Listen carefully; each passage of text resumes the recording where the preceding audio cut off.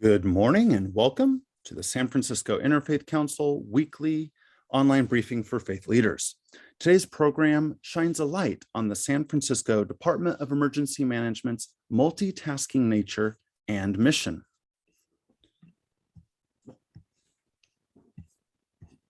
A special thanks. The San Francisco Interfaith Council online briefings are supported by a grant from MetaFund.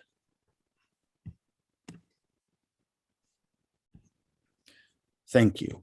The important and ongoing work of the San Francisco Interfaith Council would not be possible without generous funding from congregations, corporations, faith-based social service agencies, foundations, judicatories, and supporters like you. Help us spread the word. Visit sfinterfaithcouncil.org to learn about SFIC programming and how to become a supporter. Follow SFIC on Facebook and Twitter, and subscribe to SFIC's YouTube channel to watch all of our virtual events. A bit of housekeeping. Today's program is being recorded. For audio and video, all participants are muted and without video to minimize distraction. To submit a question or comment, select the chat button at the bottom of your screen and send a message to Q&A. To activate closed captions, select the live transcript button at the bottom of your screen and click Enable Live Transcription. San Francisco and surrounding counties are requiring masking in indoor public places for everyone as a precaution against the increased circulation of COVID-19. This includes settings like houses of worship, grocery or retail stores, theaters, and family entertainment centers. And watch your email for an SFIC update on changing health guidelines. Anyone 12 and older will need to show proof of vaccination to go indoors in some places in San Francisco, like restaurants and bars, clubs and gyms, large indoor events, and any business or event serving food or drinks indoors. To find your vaccination record, go to myvaccinerecord.cdph.ca.gov. Get vaccinated, San Francisco. The vaccines are safe and effective. Go to sf.gov/get vaccinated to find a vaccine site in your neighborhood.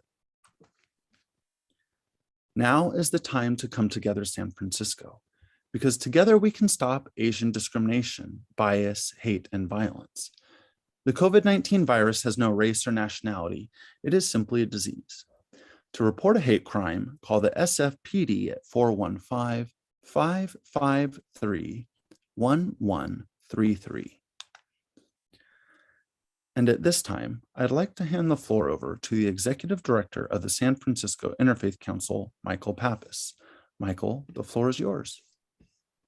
Thank you so much, Trey. Good morning. I'm Michael Pappas, and on behalf of the San Francisco Interfaith Council, I want to welcome you to this week's online briefing for faith leaders. The San Francisco Department of Emergency Management leads the city in planning, preparedness, communication, response, and recovery for daily emergencies, large-scale citywide events, and major disasters. It is the vital link in emergency communication between the public and first responders and provides key coordination and leadership to city departments, stakeholders, residents, and visitors. DEM has been the critical governmental department in navigating San Francisco through the COVID-19 pandemic, while at the same time proactively preparing for other potential crises and disasters.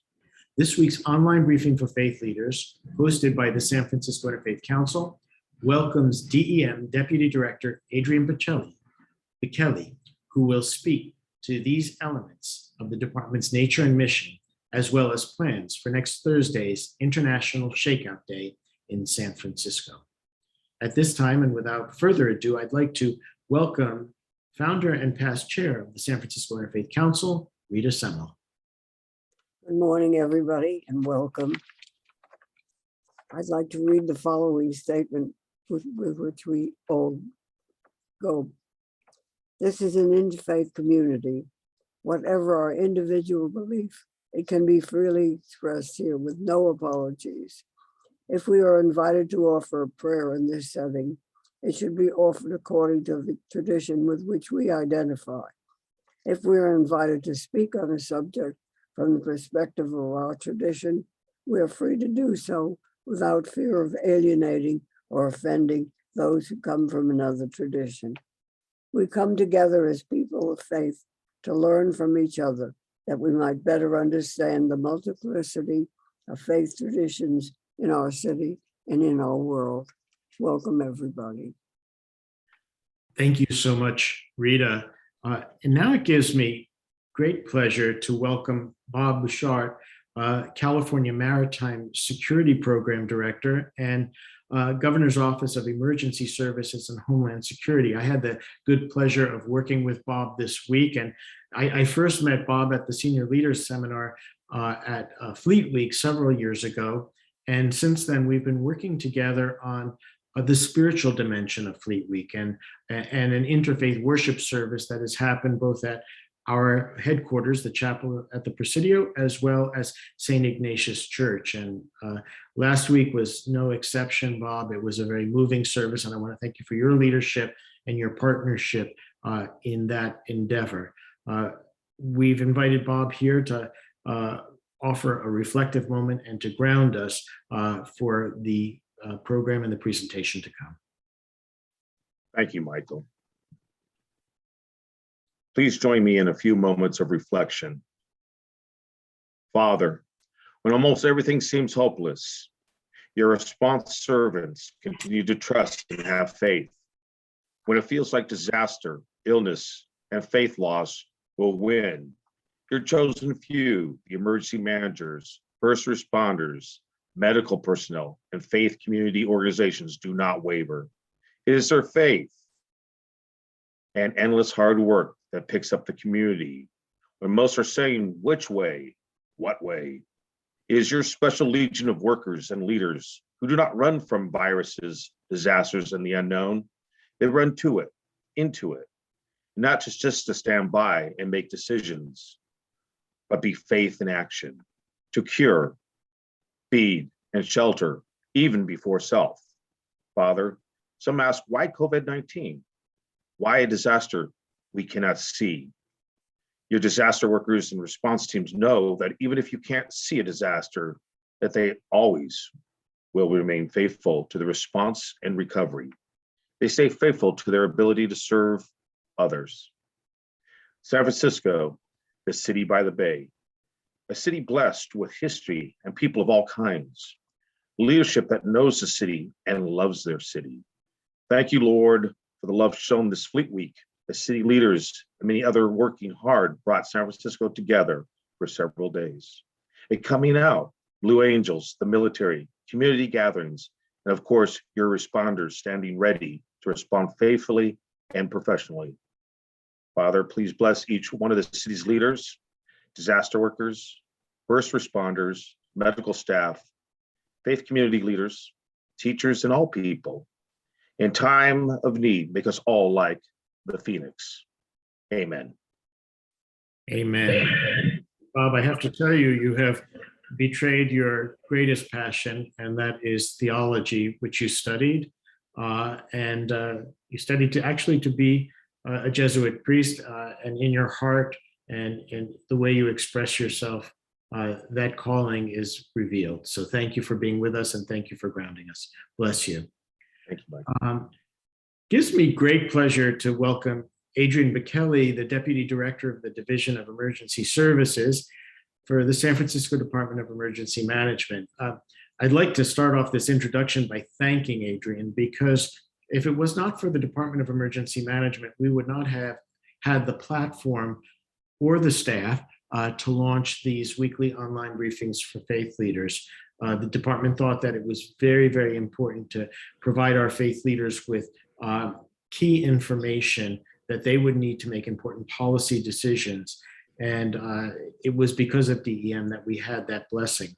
As Adrienne knows, our council was born out of the Loma Prieta earthquake and the homeless crisis in San Francisco, two issues that are at the heart of what DEM does. And we consider ourselves great partners with the Department of Emergency Management And so we thank you, Adrienne, for being with us today. And I just want to applaud the department, because while you were bringing us through the COVID-19, you had to keep your hand on the pulse of other possible crises in the city. It's multitasking, really, with the fires going up north of us, but also things happening in the city. The multitasking nature of DEM really is front and center. So I'd like to give you an opportunity today to speak to that, and also to the great shakeout that we can expect next week, and anything you'd like to speak about regarding DEM. Welcome. Thank you so much, Michael. It really is a pleasure to be here. I've been involved in the Interfaith Council for several years now as an emergency manager for San Francisco, and it really is a pleasure to speak to everybody today. I am here to talk a little bit about the Department of Emergency Management, to give everybody just a little overview of what the department does that's not necessarily all COVID. But I will be speaking a little bit to some of the key lessons that we learned and continue to learn as we are going through the COVID-19 pandemic. So it will be hopefully short and sweet and informative. And I'm very grateful to have the opportunity to address everybody today. So happy to pull up my slides. Thank you so much. So we are the San Francisco Department of Emergency Management. It is a relatively small city department, just over 300 people within the city and county of San Francisco, which has over 36,000 employees. So we like to say that we really are a small but mighty team. And we are first and foremost coordinators for emergencies, and the ones who are able to really provide that platform, as Michael mentioned, for people to come together and be able to respond together as a unified front to any type of emergency in San Francisco. So as we move forward in the slides, I just wanted to talk a little bit about who we are and what we do at the Department of Emergency Management. We say that we manage everyday emergencies and also not so everyday emergencies in San Francisco.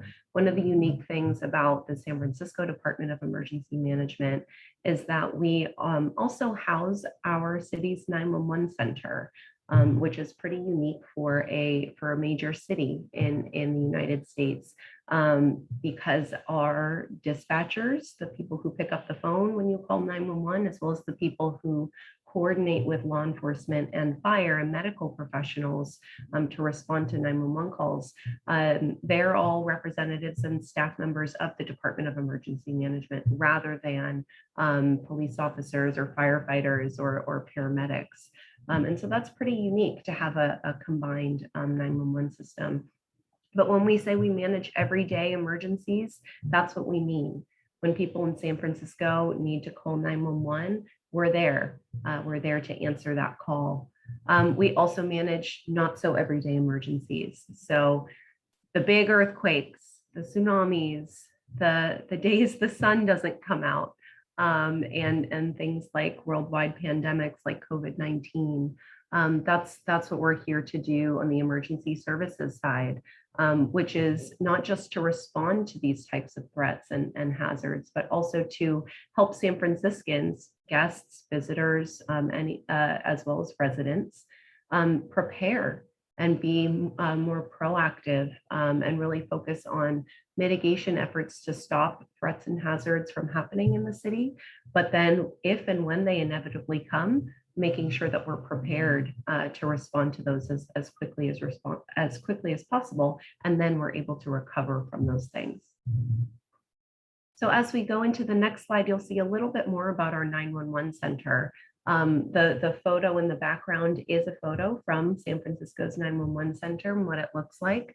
As I mentioned, we're a combined dispatch center. So when you call 911, whether it's for a police emergency, a fire emergency, or a medical emergency, the person who picks up the phone is trained to handle all types of those calls. So it's not like you call 911 and then you say, hey, I need the police. And they say, please hold, I'm going to transfer you to the police department now. They're able to handle that right away. We receive more than 1.4 million both emergency and non-emergency calls every year to our 911 center. In general, the vast majority of these types of calls are for police or other law enforcement needs. About 16% are emergency medical needs, and then about 4% of those calls are for fire. And just to note, we have seen a very steady increase of the number of calls that come into 911 over the last decade. In particular, over the last 7 years, our calls to 911 have increased by 44%. So it really does show how critical these types of emergency services are, especially in San Francisco. One other note about our 911 center is that in San Francisco, only 60% of the calls to 911 are actual emergencies. So that's a really big deal and something we like to educate people on. We have a campaign called Make the Right Call. That basically is letting people know that 911 should be for emergencies only, really for those police needs, those fire needs, those medical needs that are immediate and life-threatening. For nuisances or for things that are appropriate to take a little more time for police response, we have a different phone number. We call it the non-emergency line that still goes to our 911 center, but it comes into a different number, so it doesn't tie up the immediacy of the resources deploying. And that number is 553-0123. And so those lines, those calls are of course welcome at all times. But of the calls we receive to 911, 60% are legitimate, but 30% are accidents. They're, butt dials, someone sits on their phone or accidentally hits something on their phone, or it could be someone who's calling 911 as their finger slips when they're trying to dial, but they're accidental dials. And one thing we do like to tell people is that if you call 911 on accident, it's okay, just stay on the line and let the dispatcher know that it was an accidental dial, because otherwise, if you hang up, our dispatcher will be very worried about you and will call you back until you answer to make sure that you're not in danger. So if you dial 911 on accident, it's okay, stay on the line. But we do get a large number of accidental dials. And then 10% of the calls that come into 911 really shouldn't come into 911. They should either go to our non-emergency police line or 311 as a general information line. On the other side of the house, as we like to say, this is the not so everyday emergency side. Our Division of Emergency Services is yet another small but mighty team. There's about 21 of us working in the division. And this division provides overall recommendations, overall guidance, and overall work on all things emergency management for San Francisco. This includes what we call our Emergency Operations Center. So I know many of you are familiar with what the organization we had out of Moscone Center, which we called the COVID Command Center. That was kind of a riff or a spinoff off of what we call our Emergency Operations Center, which is a coordinated body that works together and has representatives from all over the city, including community members who come in and coordinate the city's response to an emergency. Generally, it's located out of our headquarters at 1011 Turk Street. However, over the next couple of years, we will be convening either remotely or in alternative locations just due to some construction that's going on to help expand the 911 floor. Our Emergency Services Division also does a lot more stuff than just run the Emergency Operations Center. We have what we call our Watch Center program, which is a 24/7 duty officer program, which allows for ongoing situational awareness, but situational awareness and just looking at what's going on across the city at all times. So things like major traffic collisions or gas leaks or power outages or things like that. We are constantly having our staff take a look at what's happening across the city so that we're able to send out emergency alerts if and when necessary, and make sure that we as emergency managers are aware of things that are going on across the city. And then we have a lot of proactive work that we also do. All of the city's emergency plans, whether it's earthquake preparedness plans or tsunami response plans or anything like that, those are written by staff and planners within the Division of Emergency Services. And when we write those plans, we have to train on those plans. We have to make sure that people are familiar with what they're supposed to do, what's written in the plan and what's expected of them. So we hold trainings as well, emergency-based trainings and trainings on specific plans. And we, what we call exercise those plans, we test those plans. So we write the plan, then we train on the plan, and then we test the plan. And it's a really great cycle to make sure that we're always improving and we're constantly adding to anything with any lessons learned that we have. And then lastly, major event coordination. Michael mentioned all of the different things that we do in addition to our emergency response. Bob mentioned Fleet Week just closed. It was all week last week. We do a fair amount of coordination with local law enforcement, but with all city departments and many community-based organizations as well when there's major events throughout San Francisco. And I'll be able to speak to that a little bit more. Another component of the Department of Emergency Management is our emergency public information. We have ways to notify people who live or work or are visiting San Francisco in multiple ways.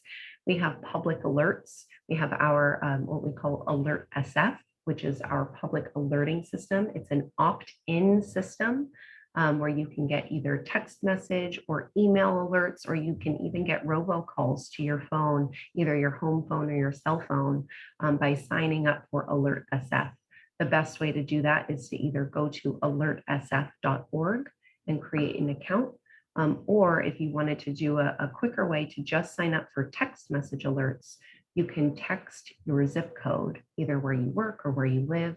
You just text your zip code to the number 888-777. So 888-777. That's the best way to sign up for Alert SF, which is our public alerting system. We also do a lot of personal preparedness and community outreach. We work at different events, we table at different street fairs and that kind of thing in order to promote just general emergency preparedness information. Things like, how do I put together an emergency kit? What should be in my go bag, in my emergency kit? What's the best way to be prepared for various emergencies in San Francisco? We get this information out to everybody through flyers, through in-person conversations, through presentations, as well as traditional and social media.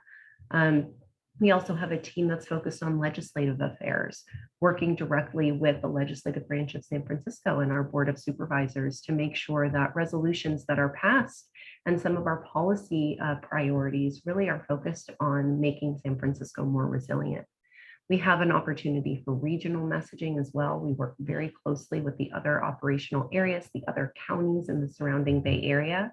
We know the Bay Area is very permeable. People who work here don't necessarily live here. People who live here don't necessarily work here. And so we try to do our best to do regional messaging and make sure that everyone really understands how certain threats in the Bay Area don't stop at jurisdictional boundaries. And then lastly, lots of coordination with local businesses and local communities. Here's some examples of some of the community preparedness and education campaigns that we have out of the Department of Emergency Management. Seen here is some of our team. This is tabling at hopefully what everyone recognizes as our baseball stadium, Oracle Park. I believe it was still AT&T Park when this photo was taken. But really recognizing that we go out to all sorts of places in order to get the word out. We like going to the places where people already go. We don't like to make people come to us. We like to go to them to make sure they're getting the information that they need. We also have our dispatchers who work at 911.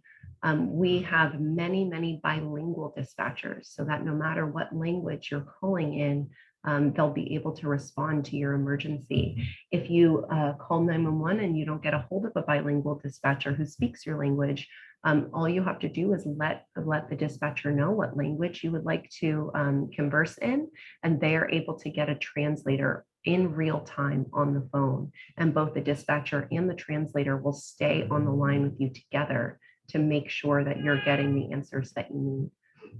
We also like to tell people that you're more prepared than you think you are. You may not have an emergency kit ready and packed and all your devices charged waiting at the door of your home or of your office, but you probably have some canned food, maybe some chili, maybe some canned beans, maybe some tuna.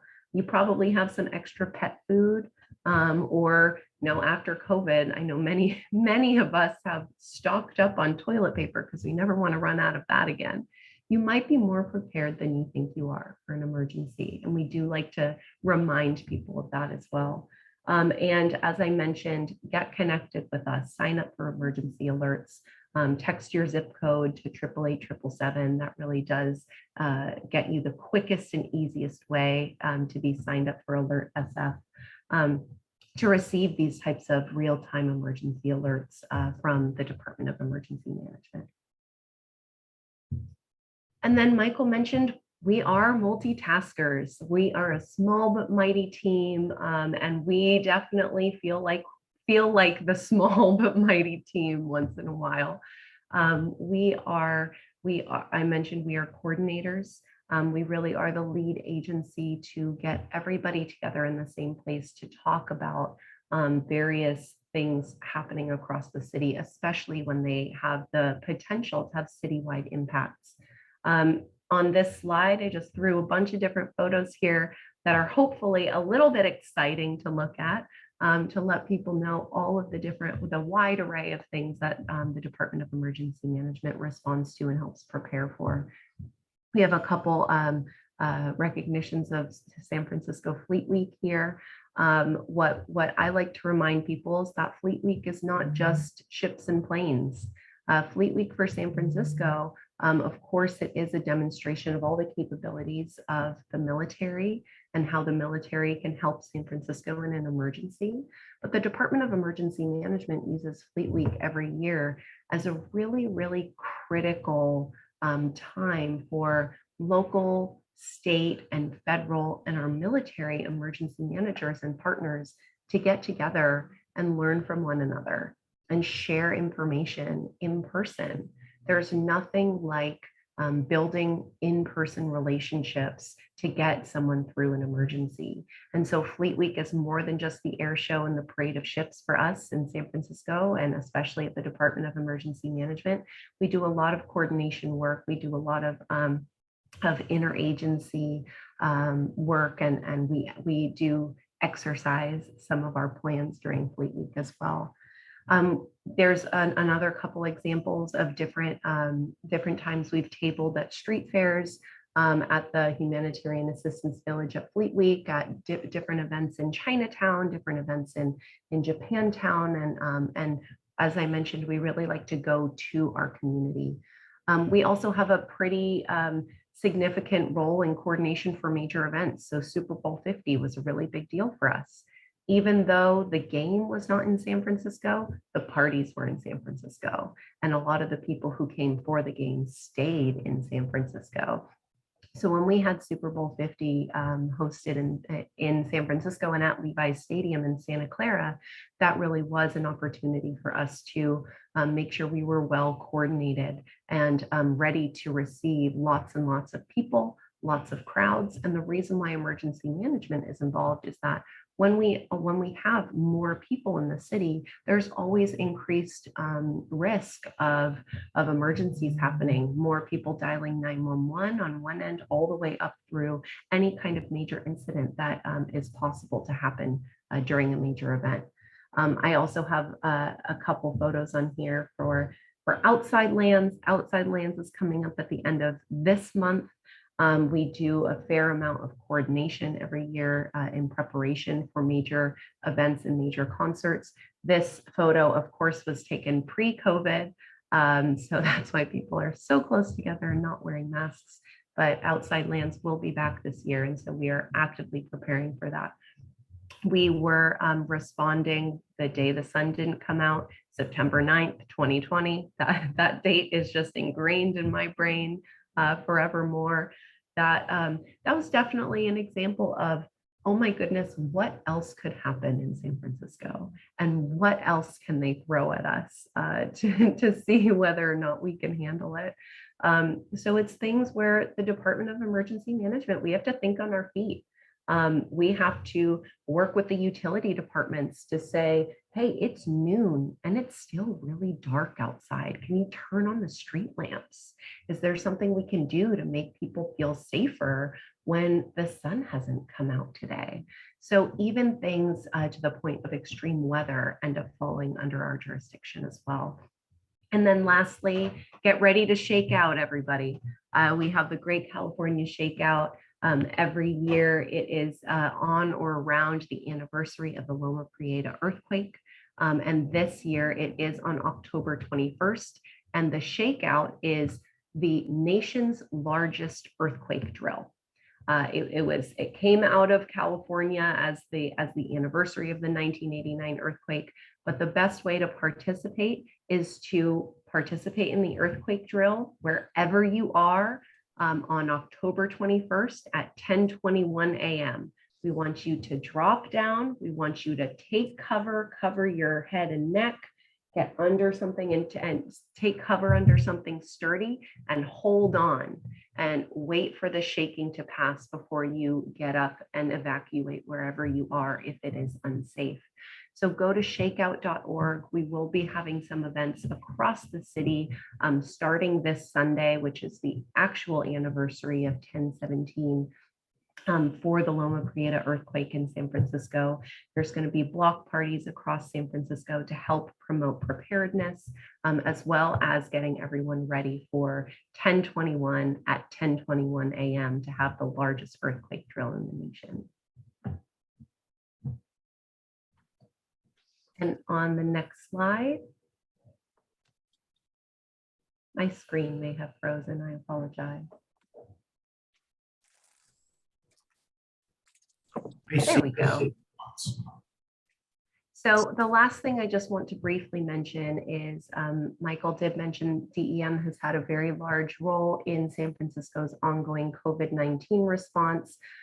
We've, of course, again, been the coordinators for this, but we've also had a lot of our own staff working on this. And a great, no, that was, go ahead. We really have left a legacy for COVID-19 in San Francisco. And so on the next slide, it really represents how we are more prepared than ever before in San Francisco due to our COVID-19 response. Let's see, next slide. We are more prepared than ever before. Slide. Yes, thank you. I see it now. I think there's some delay on my end. I apologize. But we really do want to note that we have community connections now that we did not have before COVID-19 happened. It has been a terrible time for so many people in San Francisco. But one of the silver linings really is we've met people that we didn't know. We've formed connections that are new, or we've strengthened existing community connections to make San Franciscans more resilient. Neighbors helping neighbors is a huge deal for emergency response. Also, a lot of people learned how to stockpile. It's not exactly our favorite thing to promote, but people are more prepared than they were before because they remember that feeling of, I'm being asked to stay home. I'm being asked to not leave my house. Do I have enough food for a couple of days where I don't have to leave? Do I have the ability to take care of myself and my pets and my family? And making sure that you have food and other resources, which which can contribute to earthquake or other emergency preparedness. We also have been able to train our city's workforce and form relationships that we didn't previously have, even within the city. A lot of city employees are more trained and more knowledgeable about emergency management and emergency response than they were before. And we've formed relationships that are so much more valuable than I can even explain. And then on the last slide, it just shows a couple lessons learned in San Francisco based on our COVID response. The city's coordinated response saved lives. Our early declaration of emergency in San Francisco unlocked the ability for us to contract quicker, to do some purchasing more in bulk, to work with our staffing in a more expedient way, and it really did save lives. We also really learned that disasters and other emergencies exacerbate existing inequities and inequalities throughout the community. So people who are struggling before an emergency are really going to struggle during or immediately after an emergency. So San Francisco really needs to identify the various locations or people or community groups or populations that need assistance beforehand so that we can be sure that we are working with them directly during an emergency. We also really learned that we need to, our essential staff and our essential functions citywide should really be considered and identified ahead of time. We have people who are, of course, all of our city staff are essential, but who can actually deprioritize some of their work to work on emergency work. And that's something that we tested for the very first time in large scale during COVID. We know that our information campaigns and our outreach should be developed with and for very specific communities and populations. People don't all receive information in the same way, even if it's in language. The cultural competency of having specific targeted messaging is really, really important in order for people to really understand the information being provided. We also learned that both quantitative as well as qualitative data are valid in order to inform our decision making. So sometimes it's important to look at the data, look at the numbers. For example, for COVID, where the case rates are highest in different neighborhoods, but also go out and talk to people. People aren't numbers, people are people. And making sure we're going out into the community, working with them, understanding their needs, and having both quantitative and qualitative data to inform our decisions. And then lastly, I keep talking about relationships. Relationships really are one of our most important tools to respond to any type of emergency. Neighbors helping neighbors, communities helping communities, people helping people really is the best way to be the most resilient. So I think that that's it for my overall presentation, but I do know that we have some extra time for any questions or answers coming in through the chat. So thank you very much, everyone, for your attention today. Thank you so much, Adrienne. And we would welcome any questions in the chat. I have a ton of questions to put to you, and I'd like to start where you ended and talk a little bit about COVID and certainly about relationships. I can tell you through these briefings, our network of relationships has just expanded greatly because you've given us access to experts in every aspect of COVID. And so now we have a whole new set of relationships.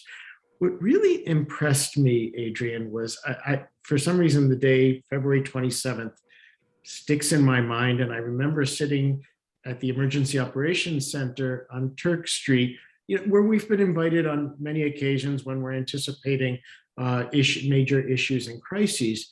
I believe that was the day that the mayor had declared the state of emergency on or about that day.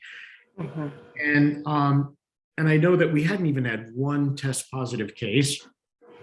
And yet foresight was there to do this because we were able to access funds and redeploy. The next thing I knew, Moscone opened. And so that little room, comparatively speaking, at EOC just, it was like on steroids over at Moscone. Can you talk about that transition? Because I think the state of emergency enabled us to do that. I know that we've had people helping us on these briefings who are from the tax office, from the library, from other places. I don't think our audience really can appreciate the redeployment of staff. And are we still in a state of emergency? Yes, great questions. I'll do my best to unpack that as best I can.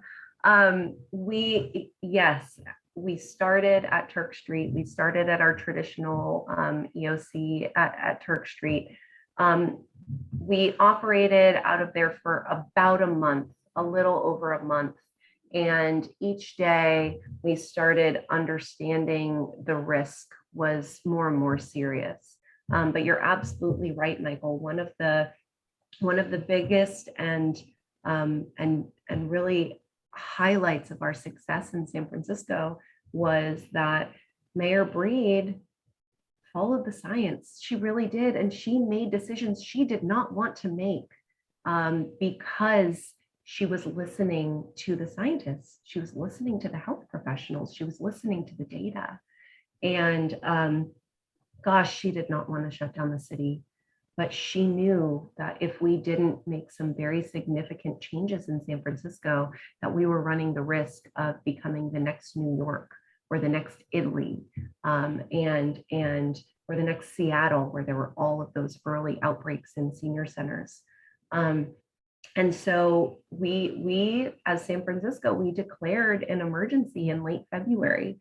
We did not receive a positive COVID test in San Francisco until early March. So we declared a local emergency before COVID came to San Francisco. And I cannot overemphasize the importance that ended up having for us, because it activated, exactly as you mentioned, Michael, all of these additional staff that we could utilize to respond to COVID.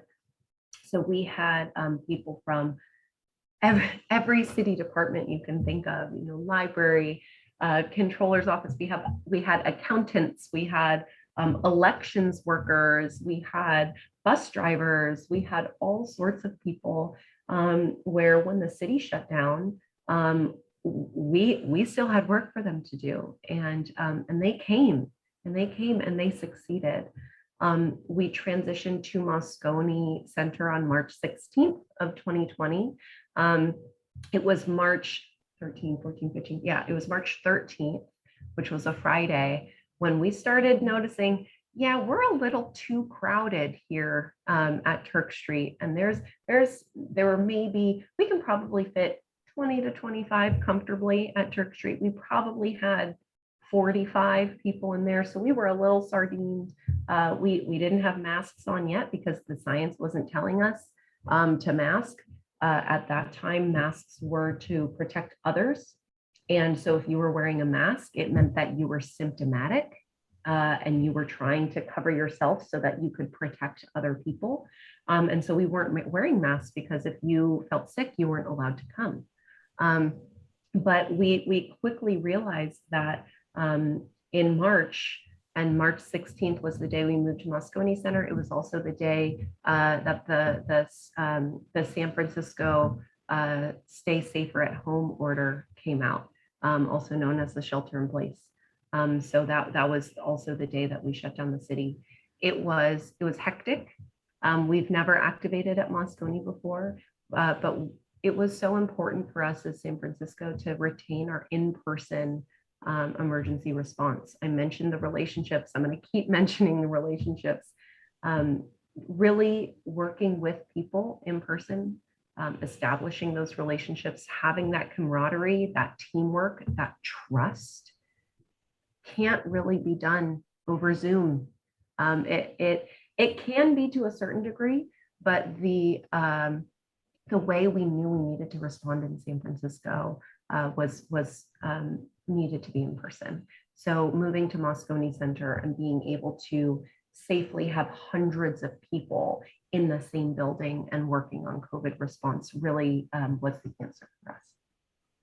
Thank you. And I want to commend you all also. And we work directly with the COVID Command Center's virtual outreach team on producing these.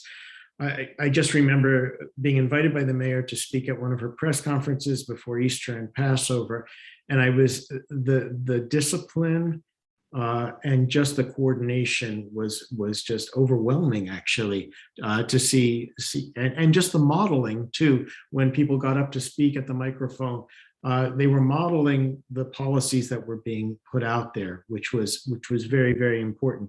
And I credit so much of that information with our congregations being able to pivot so quickly to virtual ministry and online worship, which to this day, I would say, is probably the protocols in our congregations are probably even more cautious than the city at this point. But it was because early on we learned a lot, and each of our congregations had their own policymaking teams that were taking the information coming from you all and trying to discern how to put it into practice. So here is a unique partnership that this whole crisis helped us to develop, and so we are very, very grateful. There's a couple of other areas that you touched upon, but I'd like to kind of shine a spotlight on and ask you, we got started because of a call of the city. Mayor Art Agnos called a number of religious leaders in his office to address an emerging homeless crisis. And he used guilt very effectively on religious leaders. And what started out to be a one-year emergency shelter is entering into its 33rd year now. And it's something that we do with HSH as well, as with the city. And can you talk to us about DEM's role in homelessness response? Absolutely. Thanks for asking that, Michael. So we as DEM, again, we're a coordinator. We don't employ homeless response teams out of DEM, but we do. And several years ago, we activated what's called, people may recognize the acronym HSOC. It is our Healthy Streets Operations Center. And what that means is it is technically an activation of our EOC, of our Emergency Operations Center. And it allows DEM to act as the coordinating body for various unhealthy street behavior. So it's not just homelessness, it's behavioral health, it's other street crisis. It's street conditions, it's physical street conditions. And we have a collaborative effort with multiple departments, including the Department of Public Health, the Department of Homelessness and Supportive Housing, the Police Department, the Department of Public Works, and many, many others, in Rec Park, MTA, and many others, who are working together as a coordinated front to provide the appropriate resources depending on what the issue is on the street. So DEM again acts as that coordinating body. We are we have the HSOC, the Healthy Streets Operations Center, physically located at Turk Street. It includes dispatchers from both 911 for our emergency and non-emergency lines. It also includes public works dispatchers, and it includes representatives from 311, because we do ask that when there are issues on the street, that people call 311 to report those, especially if it's an abandoned tent encampment or something of that nature. So DEM really acts as that coordinator once again, and allows for a multi-agency response. And our cornerstone is to lead with services. So for any street crisis, we lead with services. That means that we send out the homeless outreach team through the Department of Homelessness and Supportive Housing, so that they can get to know the people in crisis. If it's a significant or severe crisis, we may send out paramedics, we may send out behavioral health professionals in order to talk people through the experience that they're having. We also connect them directly to resources. We provide things, basic things like water and sanitation supplies, all the way up through opportunities for housing, whether it's shelter or working within some of our other opportunities that have happened through COVID. So the hotels, the safe sleep sites, which are those sanctioned tent encampments that are across the city, and we're working to again meet people where they are, but do it in a way that coordinates all of the different citywide resources that really are required to respond to anyone and any type of crisis on the street. Thanks. As I'm sure you're aware, our houses of worship are hubs for aging adults, primarily because they feel valued, they can overcome social isolation, they feel safe. There have been moments, and maybe it's because San Francisco weather is usually cold, but there have been moments where we've had some extreme heat shifts and weather shifts, and I know that the council has worked closely with the Department of Public Health, and I think you all have on occasion asked us to identify places that could serve as cooling stations during extreme weather. Can you talk to us a little bit about the strategy of the city to protect aging adults in particular and others who are vulnerable during these major weather shifts? Absolutely. Again, thank you for asking this, because this is actually one of our biggest initiatives right now that we did not expect to be one of our key priorities for the department. We have noticed the trend over the past many years, especially in San Francisco. Really starting in 2017, we have had a significant heat or smoke, poor air quality event, all kind of leading up through last year, again, the day the sun didn't come out. And we have had to refine and adapt our strategy as well in San Francisco.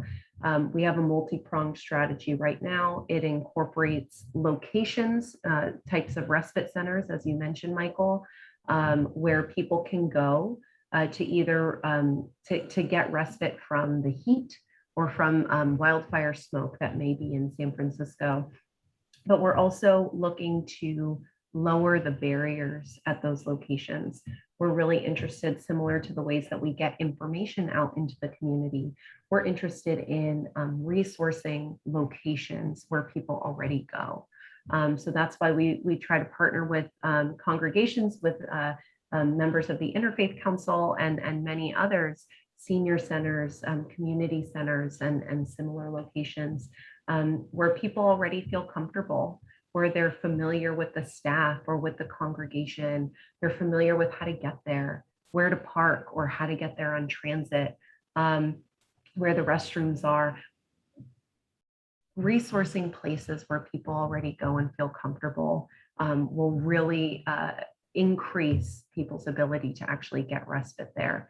In particular, for our vulnerable populations, and our seniors, what we do through the Department of Emergency Management is we partner directly with our Human Services Agency, and they have the Department of Aging and Disability Services, and they work directly with community partners like Meals on Wheels and others to be able to provide resources and services to many of our aging or senior residents, especially those who don't have caretakers.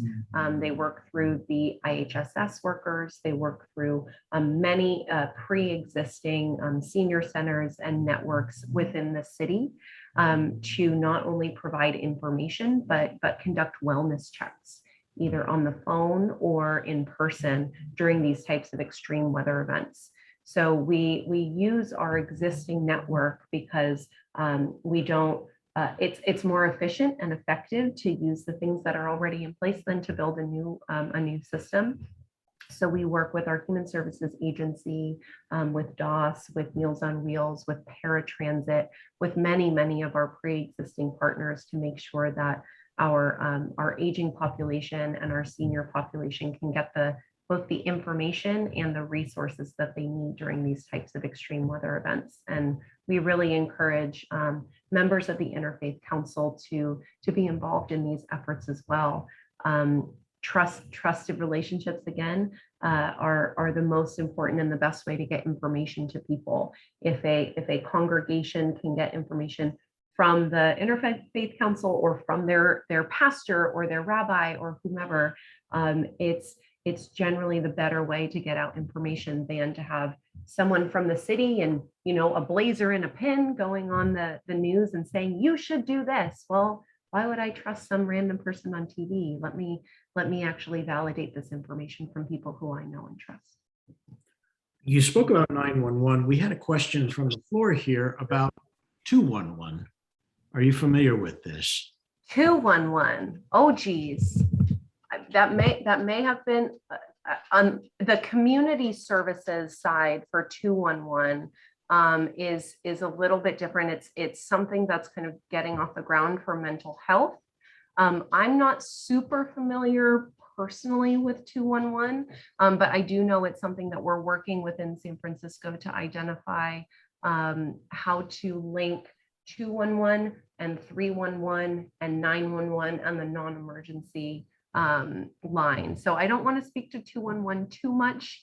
But I do know, you know, it is an opportunity for people to call another type of hotline to get information for, especially for mental health or other community-based services. Fantastic. I'm going to give you an opportunity now because I know that every year in October, it's sort of Disaster Preparedness Month. I got called out by my own daughter when she was in elementary school. She knows that we're all about disaster preparedness, and she asked me what's in my disaster preparedness kit, and I turned red. If you were to give me, Are you going to ask me what's in mine? No. But what ideally, what if a congregation leader were to like tout this and get people in the congregations, you know, to have emergency preparedness kits at home, what would you want in there? Oh, what a great question. So I actually really encourage people to build their own rather than to buy a pre-made kit. And that's really because only you know what you'll really need. But there are certain things that people don't often think about. People generally think about, oh, I need canned food. Oh, I need a flashlight. I need, that kind of stuff. Comfortable shoes is something I really try to remind people, especially people like me who are kind of going all over the place, and you never know if you're going to have to walk somewhere, and it may be far away. So comfortable shoes and socks with those shoes is something I like to remind people. Things to care for your pets. So if you are at home and you have a dog or a cat or a bird, or, oh gosh, my sister has snakes, like any type of animal that you would need to care for them for multiple days. We even saw during COVID, vet appointments were hard to come by. And so during an emergency, Animal Care and Control, the SPCA and others will be doing their best to help provide pet care, but whatever you can do to make sure you're taking care of your pets. And then lastly, something I really recommend for people is to have extra doses of any needed medication. Try to prepare ahead of time, possibly with your insurance provider if you have one, to be able to have extra doses on hand, whether it's daily, weekly, or monthly, of anything that you need on the medication front. Having an extra prescription is good and is important, but having the actual medication on hand as an emergency dose or two is also really, really important, even for small things like a residential fire. If you may be displaced from your home, even just for a night, and you're unable to get back into your home to get to your medication, being able to have that. So those are usually the three things that I mentioned for folks: extra medication, pets, and shoes, because because you want to protect yourself as best you can. But there's lots of information on sf72.org, which is our partner website with SFDEM. It has a long list of a bunch of recommended things, other things like kids' toys, wine, maybe things like that.